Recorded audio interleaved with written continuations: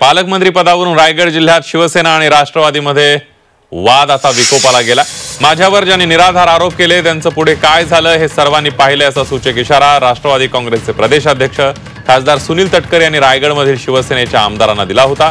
त्याला मंत्री भरत गोगावले यांनी जोरदार प्रत्युत्तर दिलंय। अशा सगळ्या संघर्षाला तोंड देत मी जिल्ह्यात काम करत आलो। माझ्यासाठी काही फार नवीन अशातला का भाग नाही। फक्त माझ्यावरती ज्या वेळेला निराधार पद्धतीचे आरोप काही राजकीय हेतू पदरामध्ये पडण्यासाठी केले गेले गेल्या 20 वर्षात, त्यांचं नंतर राजकारणामध्ये काय झालं ते सर्वांनी पाहिलेलं आहे।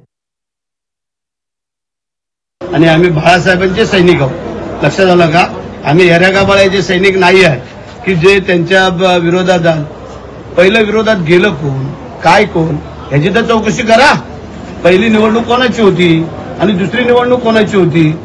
मी मग त्या दिवशी पण सांगितलं, या पालीच्या गणपतीच्या बल्लाळेच्या समोर छातीवर हात ठेवून सांगायचं की आम्हाला तिघांना पाडण्याचं काम जर त्यांनी केलं नसेल तर, नाही तर आम्ही हात ठेवून सांगतो दोघं जण, तर आमच्याच मतदारसंघाचा जरा आम्ही काम केलं का नाही ते। जर कोणाची हिंमत असेल तर बल्लाळेश्वरच्या मंदिरात यावं, आमची तयारी आहे।